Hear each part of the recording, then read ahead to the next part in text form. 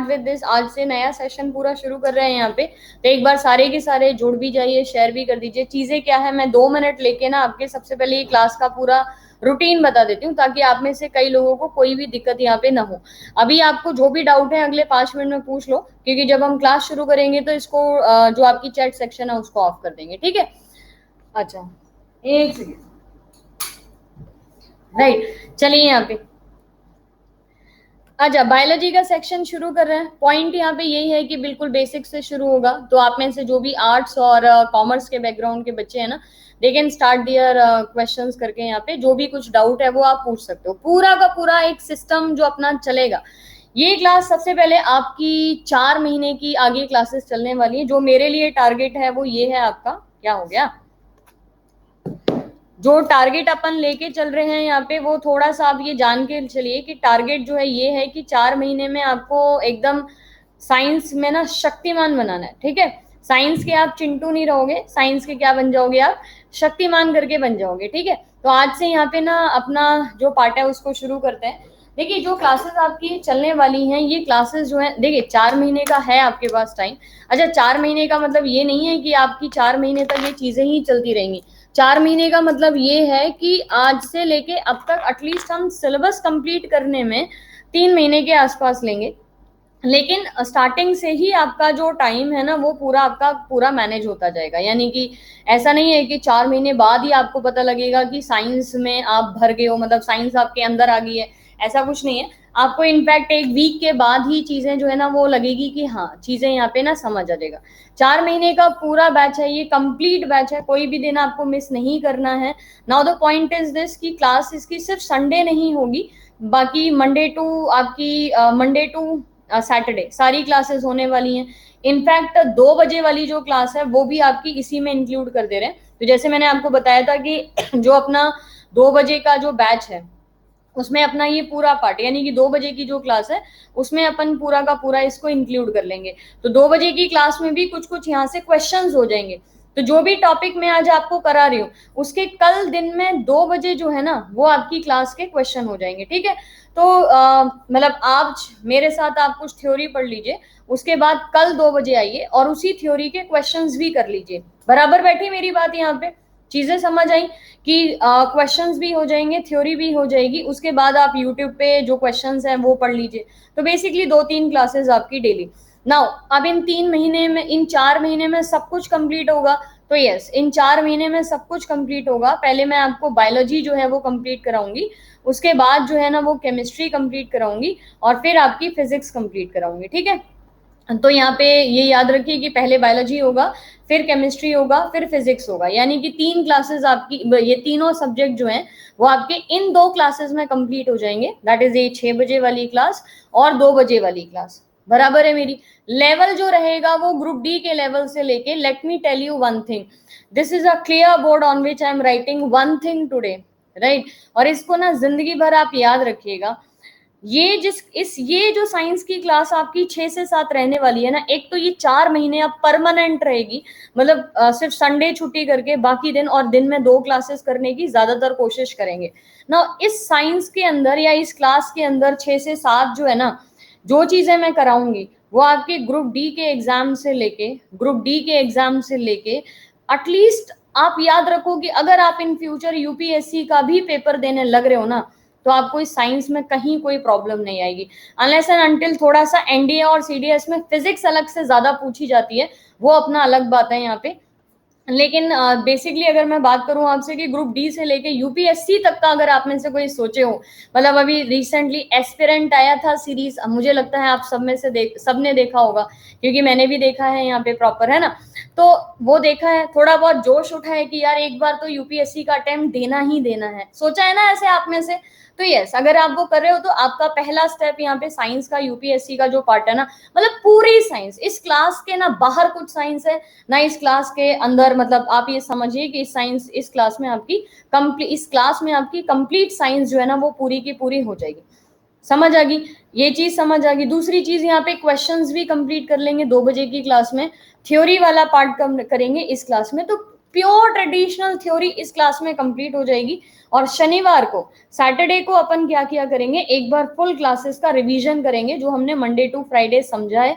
कोई एक बढ़िया सा टॉपिक उठाएंगे। अच्छा, टॉपिक की डिटेलिंग की मैं बोल देती हूँ कि टॉपिक की डिटेलिंग जो है ना, वो आपकी जिनमें एग्जाम में अगर मुझे ऐसा लगता है, या जो भी यूपीएससी तक के लेवल में या ग्रुप डी के एग्जाम में अगर उस टॉपिक से कहीं भी कुछ डिटेलिंग पूछी गई है तो हम टॉपिक को बहुत ज्यादा डिटेल में करेंगे, नहीं तो हम उस टॉपिक को उतना करेंगे जितना जरूरी है। ठीक है, तो आप में से कभी कोई ऐसा कोई टॉपिक है भी ये मुझे डिटेल में पढ़ना है, जैसे कैंसर होता है, कैंसर है, एड्स है, जब भी हम डिजीज ये पढ़ते हैं ना, तो आप में से कई बच्चों को लगता है यार नहीं मुझे कैंसर और एड्स जो है ना वो डिटेल में पढ़ना है ना, तो उसके लिए मैं आपकी अलग से क्लासेस अरेंज किया करूंगी। तो उसमें जिसको पढ़ना है, जैसे उसके लिए ना अपन संडे रख लिया करेंगे, संडे।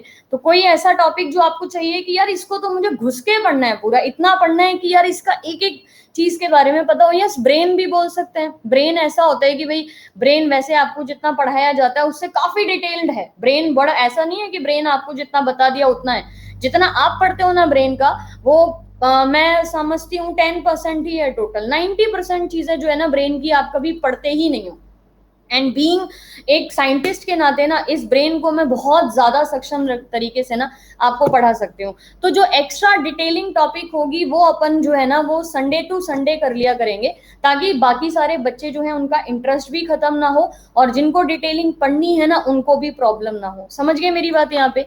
अब क्लासेस आपकी 6 से 7 रेगुलर चलेंगी, और आपका जो संडे वाला क्लास है ना, ये सॉरी 2 बजे वाला क्लास है, वो तब तक चलेगा जब तक लॉकडाउन चल रहा है, क्योंकि उसके बाद मेरा ऑफिस शुरू हो जाएगा ना, फिर हम नहीं आ पाएंगे ना, 2 बजे फिर क्लास अटेंड नहीं कर पाएंगे। तो आप रूटीन जान लीजिए पूरा का पूरा। आगे जो क्लासेस चलेंगी उसमें 6 से 7 वाली क्लास आप फिक्स कर लीजिए। हर दिन आपकी अन अकेडमी पे 6 से 7 जनरल साइंस की क्लास चलेगी, जिसमें हम बायोलॉजी के क्वेश्चन के बायोलॉजी के कोर्स के साथ शुरू कर रहे हैं। जब तक लॉकडाउन है तब तक 2 बजे वाली क्लास जो है उसमें क्वेश्चंस करेंगे, जो भी टॉपिक किया है उससे रिलेटेड। जैसे मैं आज क्लासिफिकेशन से शुरू कर रही हूँ तो वही टॉपिक मैं आपको कल 2 बजे करा दूंगी। 8 बजे वाली जो क्लास है 8 से 9 यूट्यूब पे, उसमें मिक्स क्वेश्चन रहता है। उसमें तो ये भाई फिजिक्स केमिस्ट्री बायो तीनों के क्वेश्चन इंक्लूड किए जाते हैं। ठीक है, चलिए अभी बाकी किसी को कोई दिक्कत हो तो मुझे एंड में पूछ लीजिएगा। ज्योग्राफी वगैरह, अरे स्टैटिक जीके की बात नहीं करते, स्टैटिक जीके आपका 7 से 8 रहता है, तो उसकी अपन अलग से बात करेंगे जल्दी। 7 से 8 के अलावा मैं 9 से 10 भी प्लानिंग कर रही हूँ उस क्लास के लिए, तो वहां पे भी आपकी 2 क्लासेस हो जाएंगी, तो वहां पे भी मैं आपको सब्जेक्ट करा दूंगी। ठीक है, एक इस सैटरडे ना पॉलिटी की क्लास करने वाले, अगर आपको वो क्लास अच्छी लगती है तो मैं आपको पूरी थ्योरी पॉलिटी की और ज्योग्राफी की करा दूंगी। डिपेंड ये करता है कि आपको कैसे पढ़ना है। एनवायरमेंट में आपको कराऊंगी, पहले आप बायोलॉजी थोड़ी सी पढ़ लीजिए, एनवायरमेंट में आपको बाद में कराऊंगी। एनवायरमेंट मैंने इसलिए नहीं बोला क्योंकि एनवायरमेंट की मैं आपके लिए अलग से 10 क्लासेस रखूंगी, तो वो अलग हो जाएगा। आज नहीं हुई थी 2 बजे वाली ना, आज ही तो हम शुरू किए हैं, तो कल से होगी। चलिए चैट्स ऑफ करते हैं, थोड़ा सा ध्यान से सुनने की कोशिश करिएगा, इस बायोलॉजी को ना जहन में उतारने की कोशिश करिएगा। और जिस तरीके से मैं ये बायोलॉजी पूरी कैरी करूंगी तो आपको 4 महीने बाद बायोलॉजी नहीं साइंस में कहीं प्रॉब्लम नहीं आने वाली है, क्योंकि हम बायोलॉजी के साथ शुरू कर रहे हैं, इसीलिए बार बार बायोलॉजी जो है ना वो दिमाग में आ रहा है, इसलिए वर्ड निकल रहा है। अदरवाइज इन 4 महीने के बाद you will be perfect in the science total. अच्छा, नोट्स बनाने की मैं बता देती हूँ आपको। साइंस के जहां पे नोट्स मुझे लगेगा कि आपको ये लिखना चाहिए वहां पे आप लिखना, अदरवाइज 90% आपको नोट्स जो है वो मिल ही जाएंगे, आपको कुछ लिखने की जरूरत नहीं है। हिंदी और इंग्लिश बाइलिंगुअल आपको नोट्स मिलेंगे। तो देखो अभी यहाँ पे मैं बोलती हूँ, कई लोगों को ये लगता है सब्सक्रिप्शन में पता नहीं क्या पढ़ाते होंगे, हैं सब्सक्रिप्शन लेने को बोलते हैं क्या पढ़ाते होंगे, तो मेरी बात यकीन मानिए कि जो मैं वहां पे प्लस में सब्सक्रिप्शन पे पढ़ाती हूँ उससे बेहतर ही चीजें यहाँ पे जाएंगी। राइट, बस ये है कि सब्सक्रिप्शन में इसलिए नहीं पढ़ा रहे ताकि mass of the students will join the class और उनको अच्छा लगे, और उनका थोड़ा सा यहाँ पे ना वैसी सिचुएशन खराब है ना, तो दवाइयां तक मेडिकल स्टोर पे कई ऐसे लोग हैं जो फ्री दवाइयां भी देने लग रहे हैं। अब इस टाइम पे सब्सक्रिप्शन वो भी साइंस का शुरू करेंगे तो लॉजिक नहीं बनता है। सो ऑन दैट कॉन्ट्ररी थोड़ा सा आपको इससे हेल्प मिलेगी, थोड़ी सी 4 महीने का जो टाइम मिला है उसमें आपको सपोर्ट मिलेगा, आप पढ़ाई कर पाओगे और चीजों को समझ पाओगे, इसलिए ये क्लासेस शुरू करी है, दैट्स इट, और कोई इसका मोटिव नहीं है। अच्छा देखिए, नोट्स जैसे मैंने बोला 90% जो है नोट्स आपको मिलेंगे, लेकिन फिर भी जो है ना अपने अस्त्र शस्त्र हमेशा अपने पास होने चाहिए, कभी भी सामने वाले के अस्त्र शस्त्र पे भरोसा नहीं करना चाहिए। कहने का मतलब है कि पीडीएफ पे ज्यादा भरोसा नहीं करिए, ऑल्दो सारी पीडीएफ आपको मिलेगी, ए टू जेड सारी पीडीएफ मिलेगी, लेकिन थोड़ा सा अपने हाथों पे और अपने अस्त्र शस्त्र पे विश्वास करिए। पेपर और पेन लेके ही बैठना है, ठीक है, बिना पेपर पेन लिए नहीं बैठिएगा आप लोग। चलिए थ्योरी के साथ शुरू करते हैं। एंड वाले पार्ट में या लास्ट के 5 मिनट में ना आप मुझसे अपने डाउट पूछ लेना, ठीक है। देखिए सबसे पहले ना आप साइंस सीधा पढ़ने लगते हो तो कुछ अच्छा भी नहीं है, मतलब सीधा आप साइंस पढ़ना शुरू कर दिए, that doesn't make any sense. Science कहाँ से शुरू हुआ? साइंस जो है ना ये हमारे लिए एक टॉपिक होता है, ओरिजिन ऑफ लाइफ। देखिए साइंस ना एक सब्जेक्ट नहीं है, साइंस एक सब्जेक्ट नहीं है, साइंस एक जीती जागती ना चीज है जो आपको ये दिखाती है कि पृथ्वी के विकास से लेके आज जो आप पृथ्वी के ऊपर खड़े हुए हो ना, एज एन ह्यूमन बीइंग जो पृथ्वी के ऊपर खड़ा हुआ है, उसमें किस तरीके से डेवलपमेंट हुआ, दैट इज बेसिकली साइंसेस, है ना। विज्ञान एक्चुअली में क्या होता है? आप जैव विज्ञान या सिंपल अगर हम साइंस डिफाइन करते हैं तो विज्ञान का मतलब है कि जब पृथ्वी ओरिजिनेट की थी या पृथ्वी जिस दिन बनी थी उससे लेके आज जो है ना आपकी कंडीशन क्या है, उसको पूरे को पढ़ना या इस पूरे चक्र को समझना ना, ये साइंस कहलाता है। तो science basically is not a subject, science is a living part of your life, जिसको आपको समझना यहाँ पे जरूरी होता है ना। ओरिजिन ऑफ साइंस की हम बात बोले कि पृथ्वी पे जीवन का विकास किस तरीके से हुआ था, या सिंपल बोलते हैं भाई पृथ्वी पे जीवन उत्पन्न कैसे हुआ था, ओरिजिन ऑफ लाइफ जो है वो कैसे हुई थी। तो उससे पहले पृथ्वी का ही विकास समझ लीजिए। पृथ्वी का विकास बोला जाता है कि तकरीबन तकरीबन 4.5 बिलियन ईयर्स अगो, आज से 4.5 बिलियन ईयर्स अगो जो है ना पृथ्वी जो है वो यहाँ पे विकास करी थी। यानी कि प्रॉपर फॉर्मेशन ऑफ अर्थ अगर आपका डिफाइन किया जाए तो एक बार बस ये देख लो आप यहाँ पे कि ओरिजिन ऑफ लाइफ जो है वो शुरू हुई ओरिजिन ऑफ अर्थ के साथ। यानी कि आप देखो सोलर सिस्टम में आप जाओ, आपके सोलर सिस्टम में इस टाइम पे 8 प्लैनेट हैं, पर क्या सारे ग्रहों पे लाइफ पॉसिबल है? नहीं है। सिर्फ अर्थ पे लाइफ पॉसिबल है, वो हम थोड़ा साइड कर देते हैं कि भाई मंगल ग्रह पे इससे पहले जीवन था, लेकिन वो तो था, हम उसकी तो बात नहीं करेंगे, है वाली सिचुएशन पे बात करेंगे। तो पृथ्वी पे आज जो है ना वो जीवन विकसित है, जिसको हम बोलते हैं कि उसकी शुरुआत 4.5 बिलियन ईयर्स अगो के साथ शुरू हुई थी। पर क्या जैसे ही पृथ्वी बनी वैसे ही उस पे जीवन शुरुआत हो गया? नहीं, पृथ्वी के बनने के साथ जीवन शुरू नहीं हुआ था। जीवन शुरू हुआ था जब पृथ्वी के ऊपर समुद्र बनना शुरू हो गए, जिनकी जो ईयर बोली जाती है वो बोली जाती है 3.8 बिलियन ईयर्स अगो। यूपीएससी में इसके ऊपर एक बार पूरा एक क्वेश्चन आ चुका है कि ओरिजिन ऑफ लाइफ जो है वो आप पॉइंट्स में समझाइए, तो वहां पे ये सारे पॉइंट्स लिखे जाते हैं विद डाटास, है ना। तो 4.5 बिलियन ईयर अगो अर्थ बनी, ठीक है, पृथ्वी का विकास हुआ, और 3.8 बिलियन ईयर्स अगो क्या बने? समुद्र बने।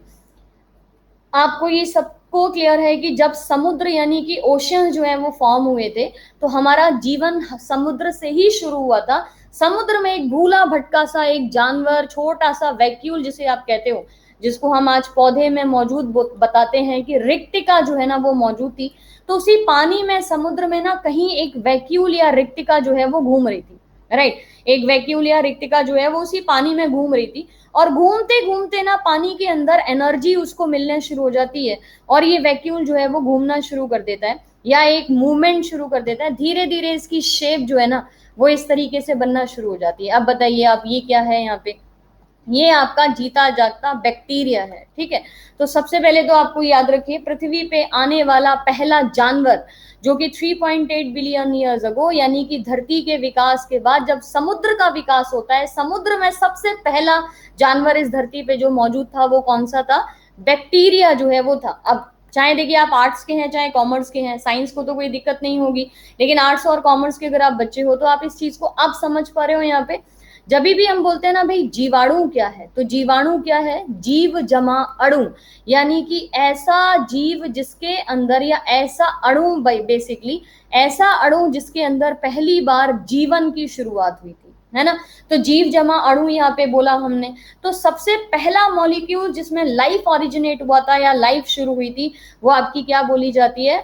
बैक्टीरिया करके बोला जाता है। और ये लाइन मैंने आपको कई बार बोली है, जो रेगुलर पढ़ रहे होंगे उन्होंने एक लाइन सुनी होगी यहाँ पे, इस धरती पे सबसे पहले उत्पन्न होने वाला जानवर वो भी बैक्टीरिया था, और खुदा ना खास्ता ये धरती कभी खत्म होगी ना तो जो आखिरी जानवर होगा ना वो भी यहाँ पे बैक्टीरिया ही होगा। Bacteria the most susceptible organs बोले जाते हैं, किसी भी एटमॉस्फेयर में रह लेते हैं, कैसा भी खाना बना लेते हैं, किसी भी तरीके से खाना बना लेते हैं, यहाँ से शुरू हो जाती है बैक्टीरिया। अब मतलब जीवन की शुरुआत तो 4.6 ईयर। उसके बाद जो सेलुलर लाइन जो लाइफ है वो कब शुरू हुई, जब जो समुद्र है ना उनका विकास होने लग गया। देन बैक्टीरिया, अलग अलग तरीके के बैक्टीरिया जनरेट होना शुरू हो गए, फिर ऑक्सीजन वाले बैक्टीरिया जनरेट होना शुरू हो गए। देन फिर यूकैरियोटिक आ रहे हैं, पर हम इनकी बात डिटेल में बाद में करेंगे। लेकिन उससे पहले दो थ्योरीज और समझ लीजिए। एक थ्योरी है एबायोजेनेसिस की और एक पोइसिस की थ्योरी बोली जाती है। एबायोजेनेसिस की थ्योरी क्या है, जस्ट एक वर्ड में, कई वैज्ञानिकों के द्वारा ये मानना था कि जो पृथ्वी पे जीवन की ये जो शुरुआत हुई है ना, जिन्होंने, ऐसा नहीं है कि हम बहुत पुरानी बात कर रहे हैं, 1860s की बात कर रहे हैं, 1860s के आसपास कई सारे साइंटिस्ट निकल के आते हैं और ये बताते हैं कि जीवन का जो विकास है ना वो पृथ्वी पे वो किस तरीके से हुआ था। उन वैज्ञानिकों के हिसाब से ये बोला जाता है कि जो नॉन लिविंग चीजें हैं, ध्यान से सुनिएगा मेरी बात को और आप इसके साथ सहमति बनाएंगे, नॉन लिविंग चीजें जितनी भी थी हमारे पास, जैसे जिनको बोलते हैं इनऑर्गेनिक सब्सटेंसेस, ठीक है, वही आके लिविंग चीजें बनाते हैं, किसके साथ मिलके, हवा के साथ मिलके। ये एबायोजेनेसिस की थ्योरी बोली जाती है। इस जार को जरा ध्यान से देखिएगा, अगर एक जार के अंदर ना हमने मीट का टुकड़ा रख दिया, ठीक है, मीट रख दिया, ये नॉन वेज वालों के लिए हो गया, आलू रख दिया तो ये वेज वालों के लिए हो गया, ठीक है। एक जार के अंदर आप आलू या मीट का कोई भी टुकड़ा रख दीजिए और उसको खुला रख दीजिए, आफ्टर 10 डेज 15 डेज 10-15 दिनों के बाद, डिपेंडिंग कि कहाँ पे आपने रखा है उसको, वहां पे मॉइस्ट कितना है, 10-15 दिन के बाद आपको नहीं दिखेगा कि उसमें कुछ कीड़े अपने आप से जमा हो गए हैं। आपने कीड़े छोड़े तो नहीं थे, लेकिन उस मीट के अंदर या उस आलू के अंदर कीड़े जो है ना वो जमा हो गए, यानी कि कीड़े वहां पे आने लग गए। दैट मीन्स इस थ्योरी को हम क्या बोलते हैं, एबायोजेनेसिस थ्योरी बोलते हैं। क्या बोलते हैं, एबायोजेनेसिस थ्योरी। तो कुछ तो साइंटिस्ट जो थे ना वो एबायोजेनेसिस थ्योरी को सपोर्ट कर रहे थे। उनके हिसाब से पृथ्वी पे जीवन की जो शुरुआत हुई है वो एबायोजेनेसिस तरीके से हुई है। मतलब जो भी चीजें हमारी बोलते हैं ना कि भाई नॉन लिविंग मैटर जो थे, उन्हीं से लिविंग मैटर जनरेट हुआ है। तो ये आलू है, मीट है, ये सारा का सारा क्या बोला जाता है, ये नॉन लिविंग मैटर करके बोला जाता है। और इन्हीं नॉन लिविंग मैटर से हमने क्या बना दिया, जो कीड़े बने वो क्या बन गए, वो लिविंग मैटर करके बोल गए। समझ पा रहे हो, इमेजिन कर पा रहे हो ना आप लोग इस चीज को कि भाई ये नॉन लिविंग चीज ही तो है, मीट हुआ, आलू हुआ, और उसमें से आपने ना कीड़े देख लिए बनते हुए, तो वो नॉन लिविंग से लिविंग बन गया। एक साइंटिस्ट का जो पार्ट था वो इसको बिलीव कर रहा था और उसी के बेसिस पे स्टेनले मिलर और ओपेरन और हेल्डन की थ्योरी आ जाती है। क्वेश्चन एक एग्जाम में बड़ा आता है, अगर आपने 10th 12th में बायोलॉजी ली होगी तो 5 नंबर का एक क्वेश्चन फिक्स होता था थ्योरी में, ओपेरन और हेल्डन की थ्योरी समझाइए, है ना। तो ये वही है। सबसे पहली बार एबायोजेनेसिस की जो एक्सपेरिमेंट थी वो मिले और यूरे के द्वारा एक्सपेरिमेंटली प्रूव किया गया था, और बाद में इसी चीज को ओपेरन और हेल्डन ने एपरेटस यानी कि मशीन के द्वारा एक्सप्लेन किया। थ्योरी थी क्या कि भाई अगर हमारे पास पृथ्वी पे मीथेन है, ऑक्सीजन है, या CO2 अवेलेबल है, या पानी अवेलेबल है, तो उन चीजों को इस्तेमाल करके प्रोटीन जो है वो बनाया जा सकता है, या अमीनो एसिड जो है वो बनाया जा सकता है, जहां से जीवन की शुरुआत पूरी की पूरी यहाँ पे हो जा रही है। तो ये पूरा एबायोजेनेसिस थ्योरी बोलते हैं। अब इसमें कई सारे साइंटिस्ट हैं जो इस थ्योरी को सपोर्ट नहीं करते थे। जो मेनली सपोर्ट करते थे उन साइंटिस्ट का नाम में आप याद रखिए, मिलर एंड यूरे, उसके बाद यहाँ पे ओपेरन और हेल्डन, और तीसरे रेड्डी नाम के साइंटिस्ट थे, फ्रांसिस्को रेड्डी नाम से जो बोले जाते थे। ये ग्रुप जो था ना वो एबायोजेनेसिस थ्योरी पे बिलीव करता था कि भाई जीवन की शुरुआत शायद ऐसे हुई होगी। लेकिन एक साइंटिस्ट का दूसरा जो सेक्शन है वो है थियोडर श्वेन, स्प्लेंजी, लुइस पास्चर, इनके नाम आप समझ पा रहे होंगे, विलियम हार्वे। तो विलियम हार्वे कौन, जिन्होंने सबसे पहले हार्ट की सर्कुलेशन बनाई थी। लियो स्प्लेनेजी कौन, जिन्होंने एनिमल्स की ओरिजिन की बात की थी। लुइस पास्चर कौन, जिन्होंने माइक्रो ऑर्गेनिजम्स को यानी कि बैक्टीरिया को सबसे पहले पढ़ा और पास्चराइजेशन की जो तकनीक है वो दिया, है ना। वो लोग इस चीज की थ्योरी को नहीं मानते थे, वो बायोजेनेसिस की थ्योरी को यहाँ पे मानते थे। और सबसे बड़ी बात मैं बता दूं, इसमें जो मेन नाम आने वाला है ना जिसको आप अरस्तु बोलते हो, भाई अरस्तु को तो ये बोलते हैं कि भाई वो धरती के ही जनक हैं, क्योंकि ऐसी कोई चीज नहीं थी जो अरस्तु को आती नहीं थी, और ऐसी कोई सब्जेक्ट नहीं था जिसके बारे में अरस्तु को ज्ञान नहीं था। तो वहां पे उनका जो कॉन्सेप्ट था ना वो बायोजेनेसिस का ही था, मतलब उनके हिसाब से चीजें जो शुरू हुई होगी वो बायोजेनेसिस से शुरू हुई होंगी, ना कि ए बायोजेनेसिस से, ठीक है। अब ये बैक्टीरिया है, ये बैक्टीरिया क्या हो गया, धरती पे आने वाला पहला जीव। आपको कभी भी एग्जाम में पूछेंगे तो सिंपल याद रखिए भाई, धरती पे आने वाला जो पहला जीव है वो कौन है, यहाँ पे बैक्टीरिया। अब आप ये बताइए, क्या इसको हम ह्यूमन की डिसेंडेंट बोलेंगे? क्या मैं ये बोलूंगी कि भाई मेरे जो सबसे पहले एंसेस्टर्स थे, एप्स को आप हटा दीजिए, क्या मेरे सबसे पहले एंसेस्टर्स बैक्टीरिया थे? नहीं बोल सकते हम। क्यों? क्योंकि इसके अंदर ना न्यूक्लियस नहीं होता है, ठीक है। इसके अंदर न्यूक्लियस या केंद्रक जिसे हम कहते हैं वो नहीं होता है। और जो नए नए स्टूडेंट हैं उनके लिए इतना बता देते हैं, केंद्रक एक जीवन की सबसे महत्वपूर्ण चीज होती है, और जिसके अंदर केंद्रक माना होता है वो आपके एडवांस ऑर्गेनिजम्स करके बोले जाते हैं। अब बैक्टीरिया में ना क्योंकि केंद्रक नहीं है तो ये हमसे संबंधित तो है नहीं, तो फिर हमसे संबंधित कौन है? तो आगे अमीबा। अब आप याद रखिए, अमीबा सींग, ये हमारे एंसेस्टर सबसे पहले बोले जाते हैं, ठीक है। जैसे गब्बर सींग और ये सींग वो सींग हम लगाते हैं ना, वैसे ही आप याद रखिए हमारे पहले एंसेस्टर, फर्स्ट एंसेस्टर हमारे जो धरती पे जीवन की उत्पत्ति जिसे बोलते हैं कि भाई इनकी मदद से हुई या इनके द्वारा हुई, तो ये अमीबा है, ठीक है। अमीबा से ही ह्यूमंस का और जितने भी लाइफ के ऑर्गेनिजम्स हैं उनका उत्पत्ति हुई है। और बैक्टीरिया के बाद जो दूसरा ऑर्गेनिज्म जो बना था ना वो अमीबा बना था। तो सबसे पहले बैक्टीरिया बना और दूसरा बना अमीबा। तो इस second organism which was present on the earth, और ध्यान रखिएगा ये दोनों ही ऑर्गेनिज्म या आगे आने वाले आप सारे ऑर्गेनिज्म पानी से ही रिलेट करोगे कि भाई ये पानी में ही मौजूद थे, है ना। मेरी बात समझ रहे हो? आप इन चीजों को थोड़ा सा ना टेक्निकली सोचा करो। देखो कोई भी ना, आप देखो आप मुनैरा पढ़ो पहली कैटेगरी, आप दूसरी कैटेगरी पढ़ो प्रोटिस्टा, उसके बाद तीसरी कैटेगरी जो आती है वो हम फंजाई पढ़ते हैं, राइट। इन तीनों कैटेगरी में कहीं भी आपको बिना पानी का कोई भी जीव दिखाई दे रहा है? नहीं दिखाई दे रहा। चाहे मुनेरा है, चाहे प्रोटिस्टा है, चाहे फंजाई है, इनका जो विकास होता है, इनका जो डेवलपमेंट होता है वो कहाँ पे होता है? वो पूरा का प्योरली पानी की मौजूदगी में ही होता है ना। फंगस भी मॉइस्ट वाटर पे ही ग्रो करती है। तो ये हमारे बोले जाते हैं कि भाई जितने भी ऑर्गेनिज्म थे उनका विकास क्योंकि पानी से ही हुआ था, इसीलिए हमारे बेसिक जो क्लासिफिकेशन है बिटेकर वाली, उसमें तीन जो है ना वो मुनेरा, प्रोटिस्टा और फंजाई, ये पानी से ही रिलेट करते हैं। तो अभी सेकेंड एंसेस्टर आपको अपना क्या याद रखना है? अमीबा जो है ना वो याद रखना है। अब क्लासिफिकेशन शुरू करेंगे, लेकिन अब मुझे बता दो यहां तक आप में से किसी को भी कोई भी तकलीफ या कोई भी क्वेश्चन दिमाग में आ रहा हो तो पहले उसको सॉल्व करेंगे, उसके बाद क्लासिफिकेशन का बेसिक पार्ट करेंगे। बताइए अभी यहाँ पे जो भी आपको दिमाग में कोई क्वेश्चन आ रहा हो कि भाई ये चीज ऐसे है तो ये कैसे हुई, कुछ कुछ चीजें साइंटिस्ट नहीं है ना, कोई डाउट? बढ़िया। अच्छा यहाँ तक देखिए ऐसा कुछ हिंदी में था नहीं, अमीबा सींग हो गया, बैक्टीरिया हो गया, मैक्सिमम मुझे लगता है हिंदी इंग्लिश दोनों में ही लिखा था मैंने। समझने की कोशिश करिएगा, ठीक है। अरस्तु के लिए क्या? हाँ, बैक्टीरिया में केंद्रक नहीं पाया जाता, ठीक है। बैक्टीरिया में केंद्रक नहीं पाया जाता है, बिल्कुल नहीं पाया जाता। मुनैरा जो होते हैं उनमें पाया ही नहीं जाता। उसके बाद जो प्रोटिस्टा होते हैं उसमें बैक्टीरिया में केंद्रक जो है ना वो अपने आपका मौजूद होता है, राइट। सबसे पहला जो जीव पानी में आया था वो बैक्टीरिया ही था। बैक्टीरिया जो है ना वो सबसे पहला था जो पानी में आया था। अब अच्छा अमीबा कैसे बना, ये अच्छा क्वेश्चन है। अमीबा देखो आपको ऐसा नहीं लग रहा कि जैसे एक वैक्यूल है, उसके अंदर मान लीजिए आरएनए आपने डाल दिया और उसको एनर्जी दे दिया तो ये ऐसे बैक्टीरिया बन गया, राइट। अब इसी बैक्टीरिया में कुछ मॉडिफिकेशन कर दीजिए। कैसे?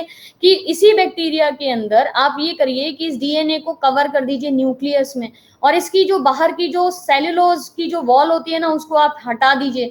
तो ऐसे करके ना आपके पास ये मौजूद हो गया। तो बैक्टीरिया की जो फॉर्मेशन है वो वैक्यूल से ही बनी है, जिसी में से यहाँ पे जो अमीबा है ना वो यहाँ पे बना। मतलब एक ही चीज है, वैक्यूल से ही बैक्टीरिया बन रहा है और वैक्यूल से ही थोड़ा सा मॉडिफाई होके वो अमीबा बन रहा है। अच्छा एक चीज याद रखिए, यहाँ पे एक इंपॉर्टेंट चीज याद रखिए, जब भी आप साइंस पढ़ते हैं ना तो उसमें एक पॉइंट याद रखिए, हर चीज की जो हायरार्की बनी हुई है ना वो उसका मेनली यहाँ पे डिफाइन किया जाता है। जैसे मैं बोलूँ यहाँ पे कि बैक्टीरिया, वैक्यूल से हमने जीवन की शुरुआत की, ठीक है, वैक्यूल से हमने जीवन की शुरुआत की, राइट। अब वैक्यूल के बाद जो दूसरा ऑर्गेनिज्म बना वो बैक्टीरिया बना, तो बशर्ते ये लाजमी है कि ये वैक्यूल से ही बना होगा, राइट।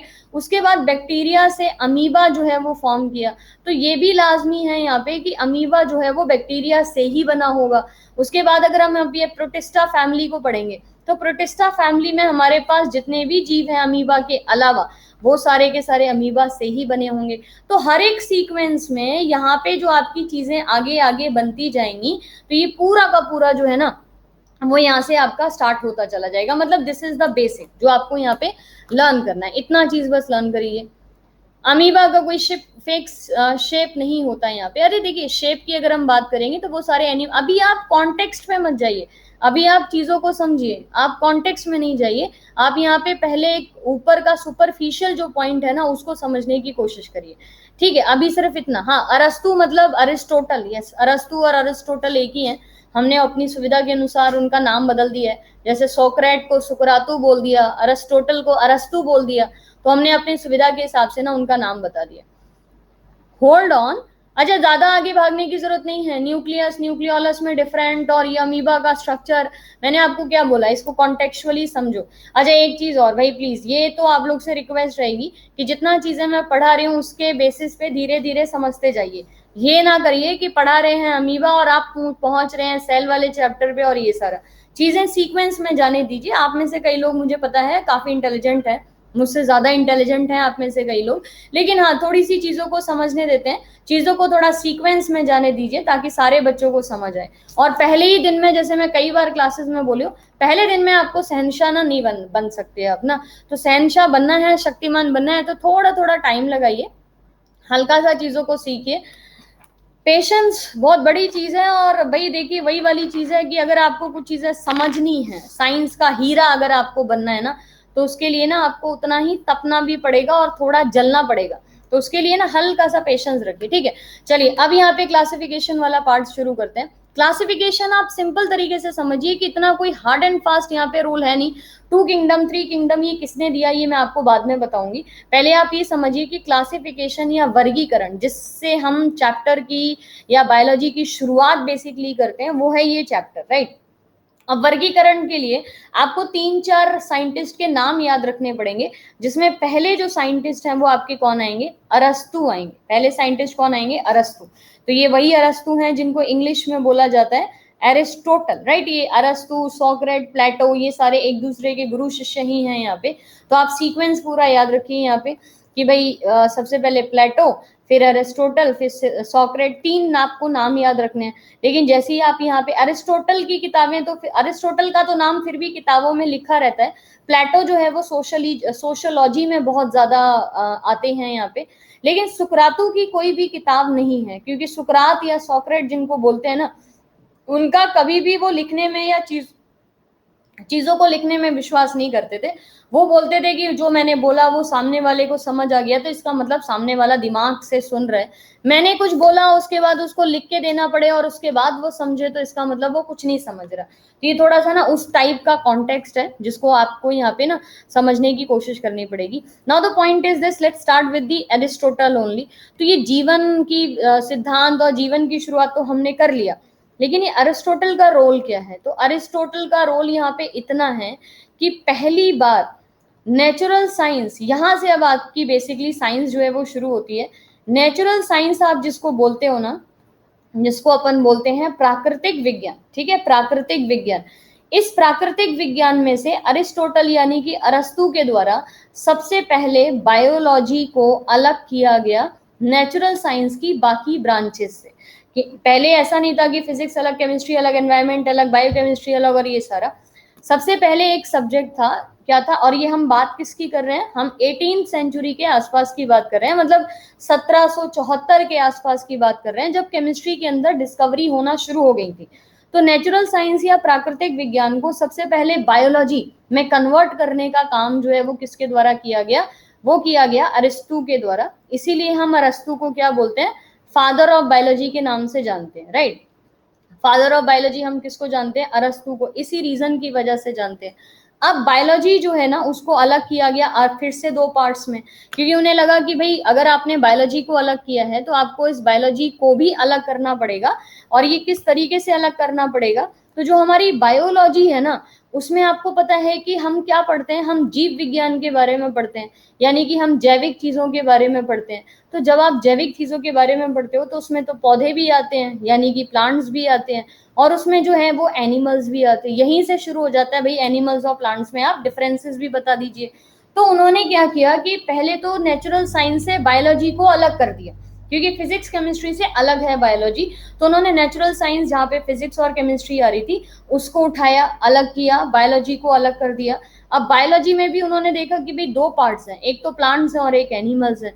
तो एक तो पौधा पादप जगत या पौधा जगत जिसको बोलते हैं, और एक अपना क्या बोला जाता है, जंतु जगत बोला जाता है। ठीक है। अब प्लांट्स के लिए अरस्तु ने खुद से पढ़ाई नहीं की, जबकि अरस्तु के ही शिष्य के द्वारा, ठीक है, थियोफ्रेस्टस के द्वारा, मेरे ख्याल ये नाम तो सबको क्लियर है, थियोफ्रेस्टस जो कि अरस्तु के ही विद्यार्थी थे यानी कि साइंटिस्ट थे। तो थियोफ्रेस्टस ने बायोलॉजी में प्लांट्स के बारे में पढ़ना शुरू किया, राइट। और एनिमल्स की जो पढ़ाई थी वो खुद अरिस्टोटल यानी कि अरस्तु के द्वारा की गई। दोनों ने एक एक किताब लिखी, जिस किताब का यहाँ पे नाम क्या था, हिस्टोरिया प्लांटेरम, यानी कि प्लांट्स के लिए जो किताब लिखी गई थी उसको अपन नाम देंगे क्या, हिस्टोरिया प्लांटेरम, राइट। और एनिमल्स के लिए जो किताब लिखी गई थी उसको अपन नाम देंगे, अच्छा वैसे पूरा नाम अगर स्पेनिश या ग्रीक वर्ड में लिया जाए तो वो बोला जाता है डी हिस्टोरिया प्लांटेरम, राइट। और एनिमल्स के लिए जो किताब लिखी गई थी उसको बोलेंगे डी हिस्टोरिया एनिमेलिया। ये किताब के नाम है तो इनको तो अपन कन्वर्ट नहीं कर सकते हैं। तो यहाँ पे 500 स्पीशीज या पौधों की 500 प्रजातियों के बारे में थियोफ्रेस्टस ने एक्सप्लेन कर दिया, और एनिमल्स की 500 प्रजातियों के बारे में, एनिमल्स की 500 प्रजातियों के बारे में अरिस्टोटल ने एक्सप्लेन कर दिया इन किताबों में। उसी के बाद से थियोफ्रेस्टस को हम क्या जानने लगे, फादर ऑफ बॉटनी, यानी कि पौधे जगत का या पादप जगत जिसको बोला जाता है, पादप जगत के जनक इनको बोला जाने लगा। और एनिमल्स के लिए क्या बोले जाने लगा, जो हमारे अरिस्टोटल जी थे उनको यानी कि अरस्तु को क्या बोले जाने लगा, फादर ऑफ जोलॉजी। जोलॉजी शब्द का मतलब समझिएगा, जैसे बॉटनी शब्द के लिए, बॉटनी वर्ड जो है वो ग्रीक वर्ड है जो पौधे को रिप्रेजेंट करता है यानी कि प्लांट्स को रिप्रेजेंट करता है। और जोलॉजी का मतलब होता है, जू वर्ड हम किसके लिए डिफाइन करते हैं, जो लोग मूव कर पाते हैं, जो लोग एक जगह से दूसरी जगह जा पाते हैं। तो जोलॉजी किसके लिए हो गई, एनिमल्स के लिए हो गई। तो अब आपसे दो तीन चीजें पूछेंगे, भाई फादर ऑफ बायोलॉजी कौन होते हैं, तो आप सिंपल लिखेंगे अरिस्टोटल जो है वो फादर ऑफ बायोलॉजी बोले जाते हैं। अब फादर ऑफ बॉटनी कौन है, तो थियोफ्रेस्टस। और फादर ऑफ जोलॉजी कौन है, तो अरिस्टोटल। ये तीन चीजें आपको याद रखनी है। अब ये जब हम इतनी देर से बायोलॉजी बायोलॉजी शब्द पढ़ रहे हैं, बार बार पढ़ रहे हैं, तो यहाँ पे बायोलॉजी शब्द का मतलब क्या है और बायोलॉजी शब्द किसने दिया, तो यहाँ पे आपको दो साइंटिस्ट याद रख लीजिए। 1802 में ट्रेवरेंस और लेमार्क, ठीक है, 1802 में ट्रेवरेंस और लेमार्क नाम के दो साइंटिस्ट थे। जो लेमार्क तो आप जानते ही होंगे, बड़े फेमस, जिनकी लेमार्क की थ्योरी भी बोली जाती है, थ्योरी ऑफ लेमार्किज्म करके बोलते हैं ना। तो ट्रेवरेंस और लेमार्क के द्वारा जो बायोलॉजी शब्द है उसकी उत्पत्ति की गई थी यहाँ पे। तो बायोलॉजी शब्द हालांकि अरिस्टोटल के द्वारा यूज किया गया था, लेकिन बायोलॉजी शब्द की उत्पत्ति अगर आपसे पूछेंगे तो किसके द्वारा आपको याद रखना है, ट्रेवरेंस और लेमार्क के द्वारा याद रखिएगा कि इन्होंने पहली बार बायोलॉजी शब्द की उत्पत्ति दी। अब इतना सब कुछ हो गया, क्लासिफिकेशन होगी, सब कुछ हो गया यहाँ पे।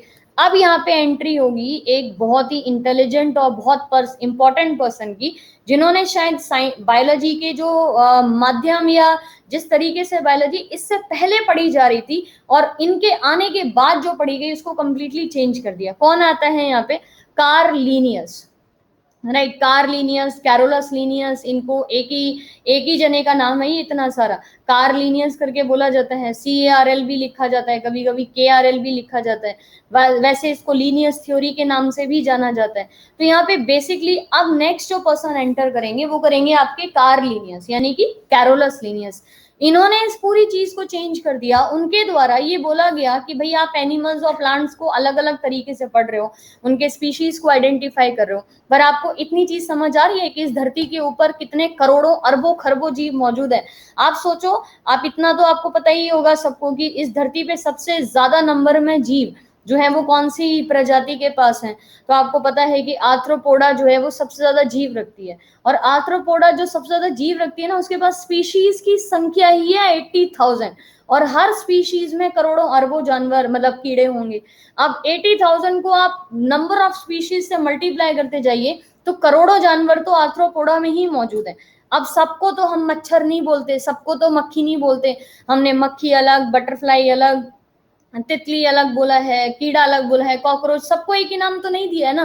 तो आप लोग को क्लासिफिकेशन करना जरूरी है, यानी कि वर्गीकरण। अब इतनी देखो, इस चीज को ऐसे समझो, भारत की इतनी बड़ी पॉपुलेशन, वर्ल्ड की इतनी बड़ी पॉपुलेशन, अब सबको तो इंसान नहीं बोलेंगे ना, अरे आदमी इधर आओ, अरे औरत इधर आओ, या लड़की इधर आओ, सबको हमने नाम दे दिया। नामकरण वर्ड आप इस्तेमाल करते हो, बच्चा पैदा हुआ, पैदा होते के साथ ही उसका नामकरण रखना शुरू कर दिया, ये वही वाली चीज है। यहाँ पे बस इतना है कि बच्चा पैदा हमारे सामने नहीं हो रहा, बच्चा ऑलरेडी पैदा हुआ हुआ है, अब हम उसका नामकरण यहाँ पे कर रहे हैं। तो बेसिकली वर्गीकरण का मतलब क्या होता है कि आपके पास जो इतनी करोड़ों अरबों स्पीशीज जो मौजूद हैं, ठीक है, स्पीशीज का मतलब होता है प्रजाति। इस धरती पे पता नहीं कितने लाखों करोड़ों प्रजातियां जो है वो मौजूद है।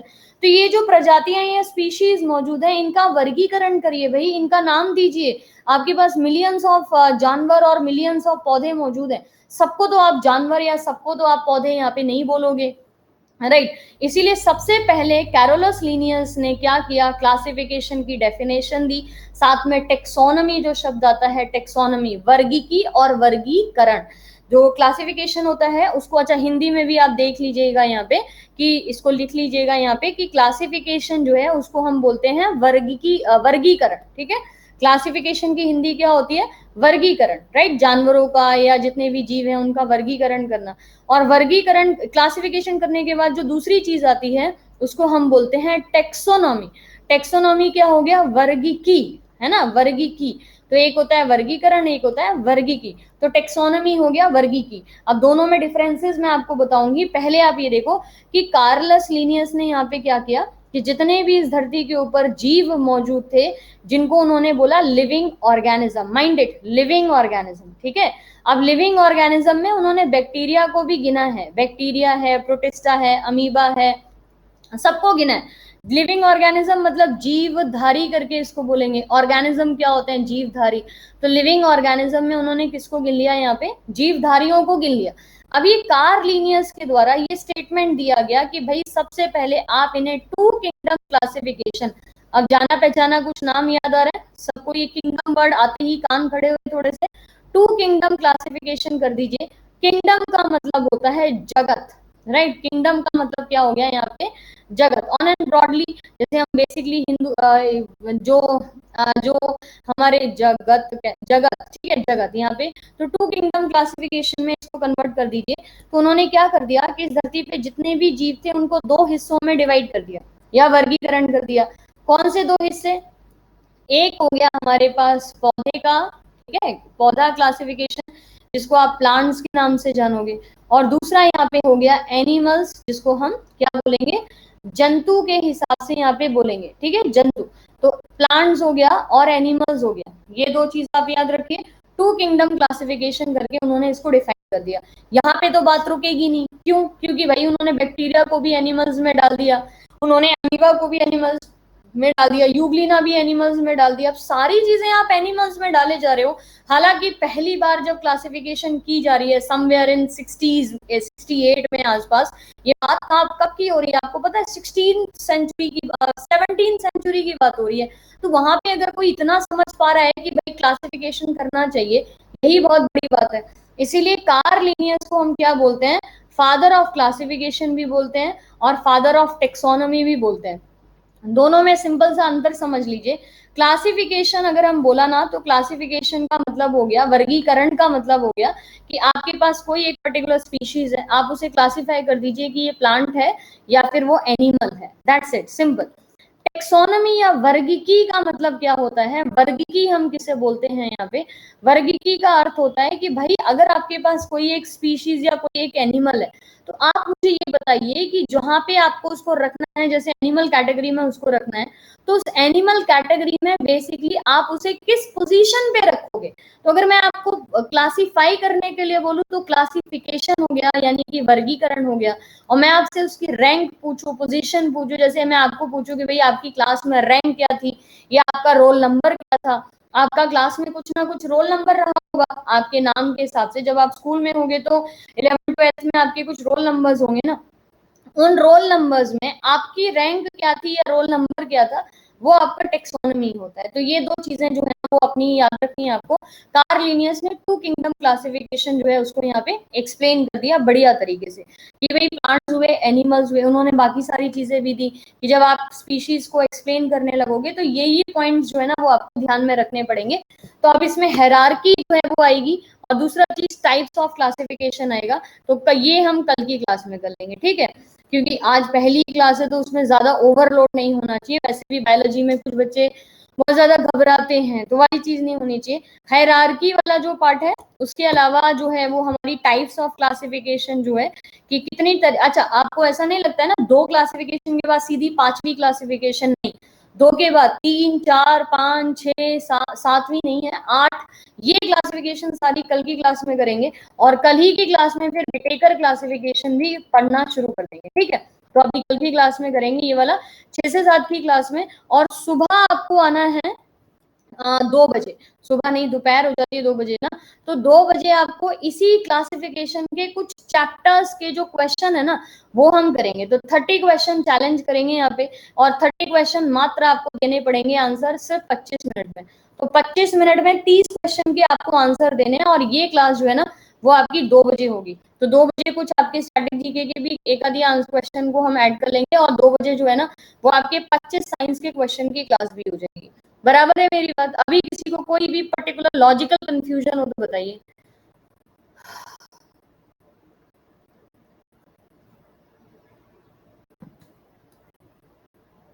अमीबा अभी आगे पढ़ेंगे, रुक जाओ। अमीबा में न्यूक्लियस होता है, और अमीबा जो है ना वो हम आगे पढ़ेंगे यहाँ पे। तो अमीबा को थोड़ा सा रोक दीजिए यहाँ पे, तो अमीबा पढ़ेंगे आगे।